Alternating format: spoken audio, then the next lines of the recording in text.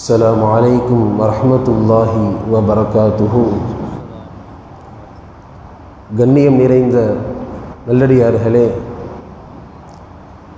பெருமானார் ஸல்லல்லாஹு அலைஹி வஸல்லம் அன்னவர்கள்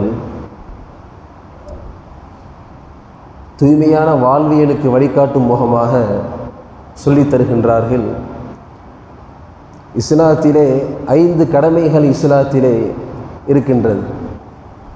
6வதாக ஒரு கடமை இஸ்லாத்திலே இருக்குமையானால், 6வதாக ஒரு கடமை மார்க்கத்திலே இருக்குமையானால், ஹலாலான ரிஸ்கை, ஹலாலான சம்பாத்தியத்தை தேடிக்கொள்வது என்றார்கள் பெருமானார் ஸல்லல்லாஹு அலைஹி வஸல்லம்.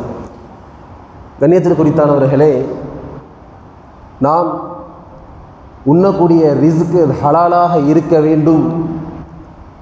அதிலே எந்த அளவிற்கு மார்க்கம் கவனம் செலுத்தி சொல்லுகிறது என்றால், அதிலே ஹராமான சம்பாத்தியங்கள் கலக்கின்ற பொழுது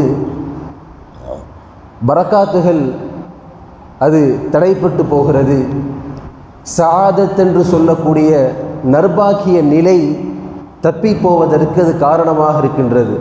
இதை குறித்து நிறைய ஹதீஸ்களிலே பெருமானார் ஸல்லல்லாஹு அலைஹி வஸல்லம் சொல்லியிருக்கின்றார்கள். ஒரு முறை பெருமானார் சொன்னார்கள், புகாரியிலே பதிவு செய்யப்படுகிறது, இன்னல்லாஹ தய்யிபுன், அல்லாஹ் ரப்புல் ஆலமீன் தூய்மையானவன், பரிசுத்தமானவன், லா யக்பிலு இல்ல தய்யிப, அவன் தூய்மையானவற்றை மட்டும்தான் அல்லாஹ் ஏற்றுக்கொள்கிறான் என்றார்கள் பெருமானார். ஹதீஸ் தொடர்கிறது, ரசூல்மார்களுக்கு, இறை தூதர்களுக்கு அல்லாஹ் எந்த கட்டளையை பிறப்பித்தானோ அதே கட்டளையைத்தான் முஃமின்களுக்கும் இறைவன் உத்தரவிடுகிறான் என்றார்கள் பெருமானார் ஸல்லல்லாஹு அலைஹி வஸல்லம். சொல்லிவிட்டு ஒரு வசனத்தை ஓதினார்கள், யா அய்யுஹர் ருசுலு குலூ மினத் தய்யிபாத்தி வஅமலு ஸாலிஹா, இறை தூதர்களே, ஹலாலான ரிஸ்கை நீங்கள் உண்ணுங்கள், வஅமலு ஸாலிஹா, நற்காரியங்கள் செய்யுங்கள் என்ற இந்த வசனம் நிறைய செய்திகளை நமக்கு சொல்லுகிறது. ஹலாலான ரிஸ்கை உண்ணுங்கள், நற்காரியங்கள் செய்யுங்கள் என்றால், உண்ணக்கூடிய ரிஸ்கிலே ஹலால் இருக்கின்ற பொழுது தான், தூய்மையான அது ஹலாலாக ரிஸ்காக அது இருக்கின்ற பொழுது தான் நற்காரியங்கள் செய்வதற்கு உண்டான தௌஃபீக்கை அல்லாஹ் தருகின்றான். ரிஸ்கிலே தூய்மை இருக்கின்ற பொழுது தான் நல் செயல்பாடுகளுக்கு உண்டான தேட்டத்தை, ஆசையை அல்லாஹ் உள்ளத்திலே போடுகின்றான். ரிஸ்கிலே ஹராம் கலந்து விடுகின்ற பொழுது அது போன்ற நல் பாக்கிய நிலையை ஒரு மனிதன் இழக்கின்றான் என்ற உள்ளார்ந்த ஒரு கருத்தை இந்த வசனம் பேசுகிறது. கணியத்தில் குறித்தான் அல்லாஹ் நல்லடியார்களே, ரிஸ்கிலே ஒரு முஃமினுக்கு எந்த அளவிற்கு கவனமாக இருக்க வேண்டும், அவனுடைய வாழ்க்கையிலே அவனுடைய இபாதத்துக்கள், செயல்பாடுகள் அதற்கு அடிப்படையாக அவனுடைய ரிஸ்க் இருக்கிறது என்பதாக மார்க்கம் நமக்கு கற்றுத்தருகிறது. ஏனென்றால் ஒரு முறை ஹஜ்ஜாஜ் இப்னு யூசுப், உமையாக்களுடைய ஒரு ஆட்சியாளர், ஈரானிலே ஆட்சி செய்கின்றார். ஒரு கொடுங்கோலான ஒரு ஆட்சியாளர், அதிகமாக படுகொலைகளை செய்திருக்கின்றார் வரலாற்றிலே.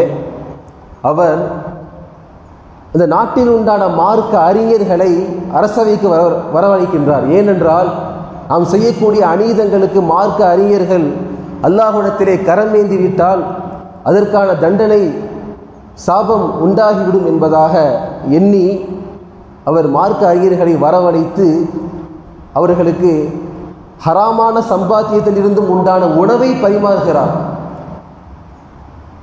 அவர் அதை காட்டிக்கொள்ளவில்லை. பின்பு சொல்கிறார், இவர்களுடைய துஆ அல்லாஹ்விடத்தில் ஏற்றுக்கொள்ளப்படாது, ஏனென்றால் இவர்கள் ஹராமான உணவை உண்டு விட்டனர் என்று அவர் சொல்கிறார்.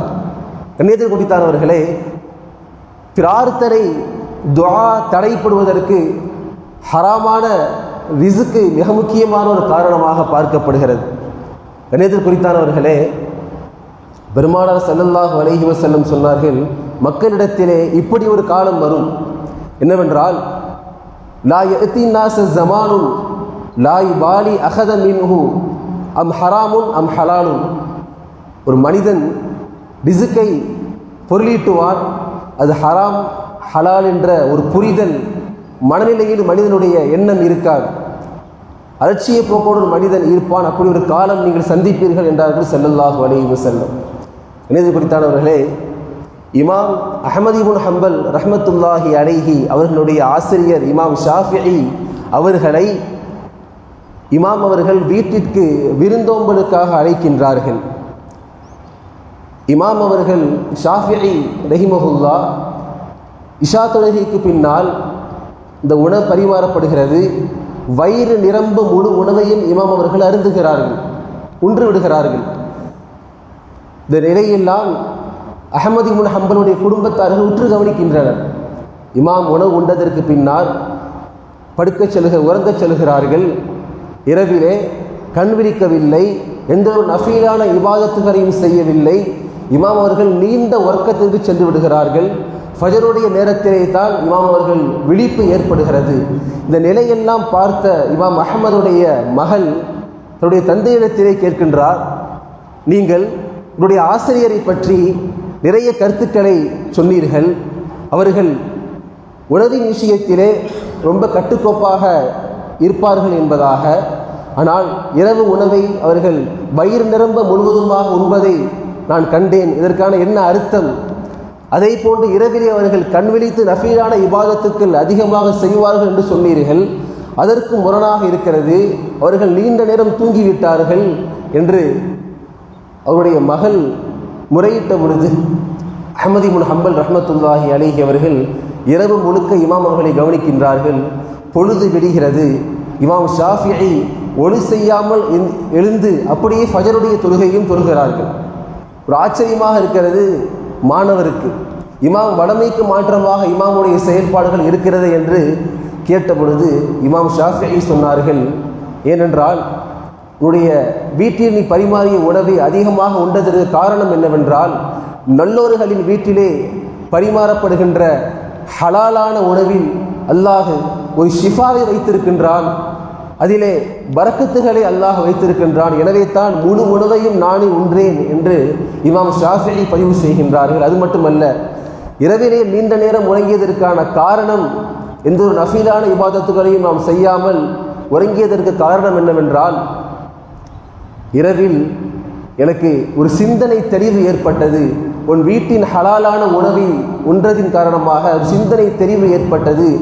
ஒரே இரவில் பெருமானாருடைய ஒற்றை நபிமொழியிலிருந்து 72 மார்க்க சட்டங்களை நான் இந்த இரவில் நான் ஆய்வு செய்தேன். நான் உறங்கவில்லை, நான் விழித்திருந்தேன் என்று இமாம் ஷாஃபிஈ ரஹிமஹுல்லாஹ் கூறினார்கள்.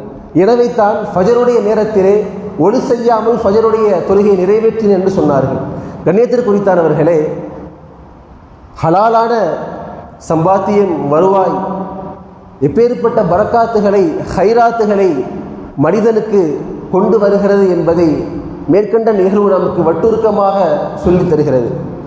எனவே தான் முன்னோர்கள், இறைநேசர்கள், சஹாபாக்கள் அதிலே மிக கவனத்தோடு தன் வாழ்வியலை கழித்திருக்கின்றார்கள்.